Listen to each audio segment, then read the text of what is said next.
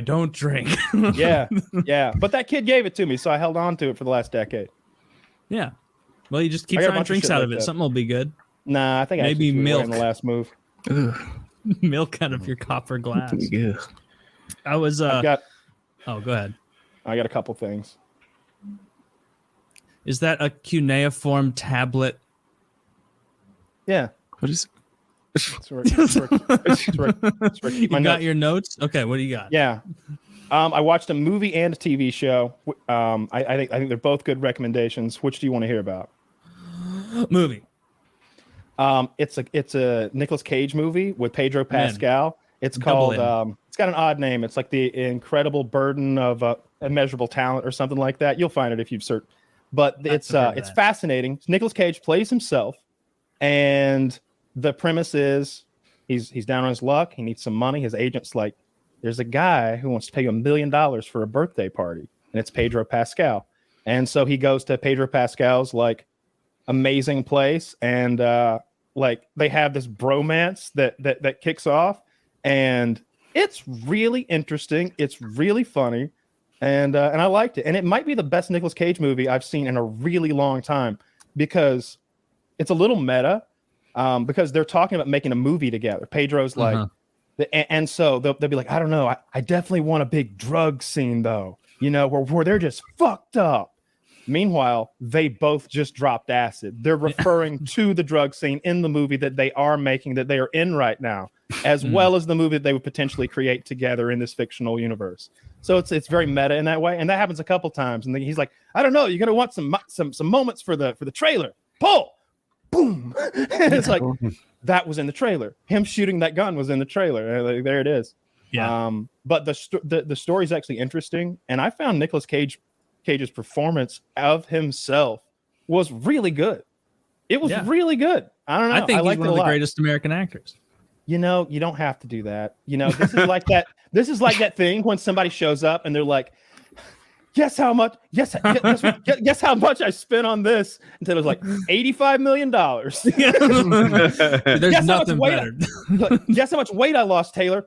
75 pounds. Yeah. It's like, fuck, no, not that much, damn it. Why are you being a piece of shit? It's fun. No, I've been enjoying The Last of Us so much that I wanted to watch some more Pedro Pascal stuff, and I knew that was out, so I went back and watched it last night. I really liked it. I thought it was great. How do you most recent one? I was going to say, how would you compare Pedro Pascal's performances to like one of his more, like The Mandalorian? Do you prefer him in that role, or I prefer The Last of Us? But like, what do you think in terms of all of his other roles, like Game of Thrones? You know, I really liked his suave nature in Game of Thrones. I liked that he was finally, we had a character that had enough like power, like not just physically, but enough power like socially in that world, that he could talk shit to anybody, that he could go up to the Lannisters and be like, yeah, you know, they're like, oh yeah, we don't really have bastards here, and it's like, yeah, well, we don't rape women and their children to death in my country. We find that distasteful. You know, he could talk shit to him. So I like that a lot.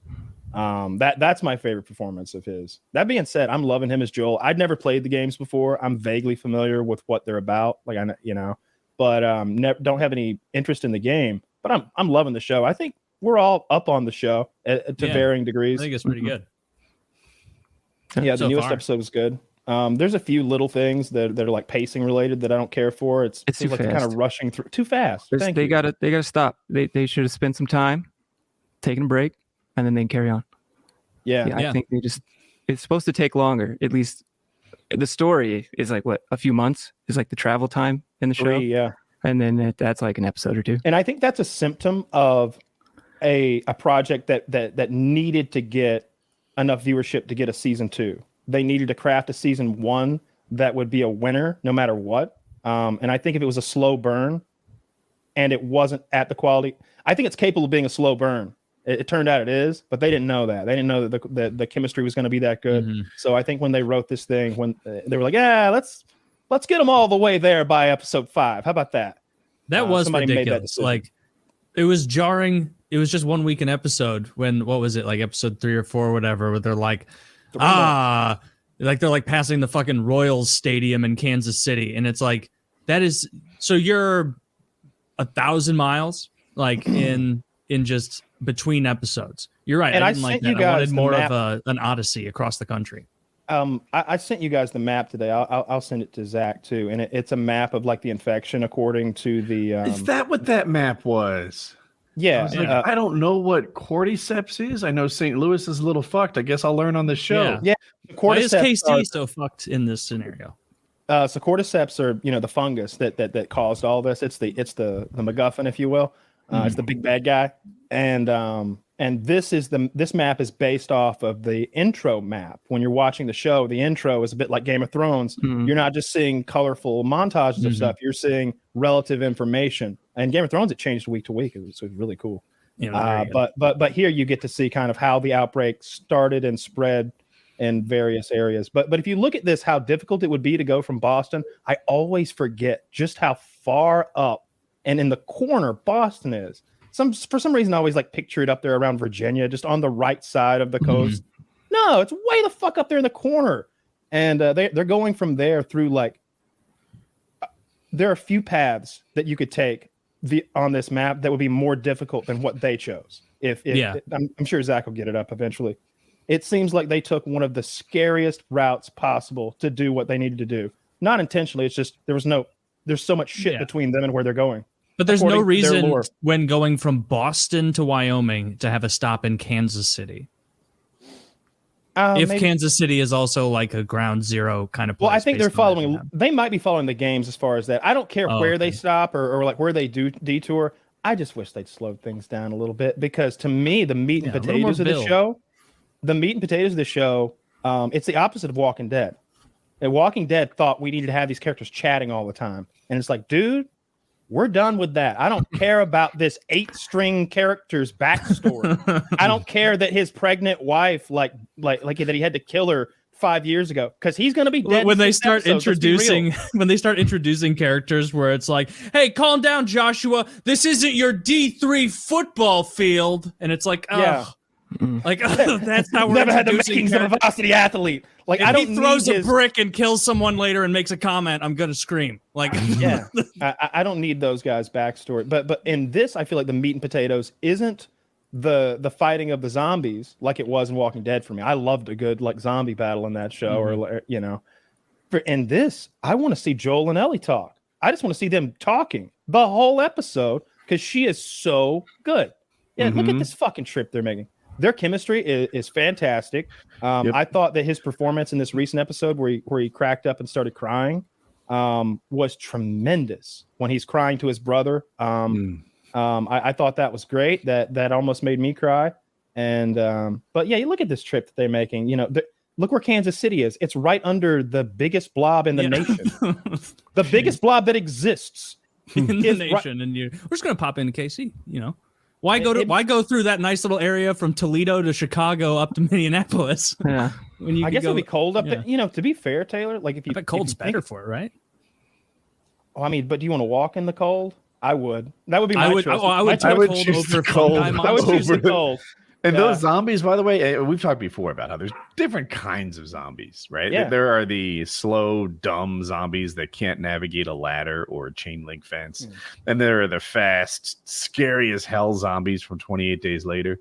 These are pretty much 28 Days Later zombies. Yeah. Some of them they have special abilities. So the infection's slower, but don't they run hard? This is its own thing, right? This is very interesting. I like when we get new kinds of zombies. 28 Days Later is a good example, because those weren't zombies. Those were people with like a hemorrhagic fever / rabies type thing. So they were alive and living, and you don't have to shoot them in the head. You just got to put them down. I have a more inclusive zombie definition. No. I allow. They're in there. Yeah. No. I appreciate them. They're one of the types of zombies. If you ask me, this is a whole new thing though, being like a fungus puppet. I really like the implications of that, and the special types of them is neat. The bloater thing, I think that the clicker that coming up from the ground. You got the clicker. I like the boss one that came out. Yeah, I find all that very interesting. Here's another thing I did not like at all. The casting of like the boss lady back in the town. Yeah. I got no problem with a boss lady, but like, why didn't if you wanted that kind of character, her to look and sound like that, why didn't you just get Mulaney, who's Nick Offerman's wife, Megan Mulaney? Like I don't know. She's a good actress. She was on SNL. Like I don't know. Google Megan Mulaney. You'll see what she looks like. Anything would have been better than the chubby chick from 2.5 Men. Is that who that was? Yeah, because yeah, that's you're right. Charlie's like obsessed neighbor who's like always trying to like get him to fuck her again. Like it was distracting seeing those like hard hitting guys like pretending to be afraid of her or whatever. It's like respectful, I would say, because of her brother. Because of her brother, but like she wasn't doing a very good job. Yeah, Nick Offerman's wife, Megan Mulaney. I just thought that who puts all the fungus down there in the catacombs and is like dusting their hands off like fucking done. 100% done. You gotta do more than just put them in the basement. You gotta fire them, something, fill it with concrete, anything but nothing. Yeah, get her in there. She's great. Him without a beard is weird to me. That took me a second. That's neat. Yeah.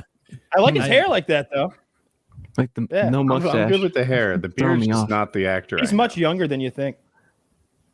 Beards age you a lot, which is like when you can add on a few years and still look good. That's a bonus. Like when you're 22 and you look 27 at work, that's a thing. But when you're 45 and you look 55 with your gray beard, that's a whole different ball of wax. Taylor guessed his age. I'm on the fucking money. 52. Yeah, 52. You can tell I was stoked on that. He has a good beard. No, Woody, you're making fun of gray beards, and I think it's because you don't want to come to terms with the fact that you have a tremendous gray beard. My beard is gray as fuck. It ages me. Abuses you. She has the world of one good beard. So like if you, all I'm saying is like this chick is a better actress than the one that they used, and she's Nick Offerman's wife. I'm sure she'd have been happy to work on the same project as her husband. I just had that thought when I was watching it. But really, any other character would have been better. There's also too many fat characters. You know, here's my problem with there being fat characters. They shouldn't be fat. Here's what I would love to see, Taylor. I'd like to see the overweight characters be like the most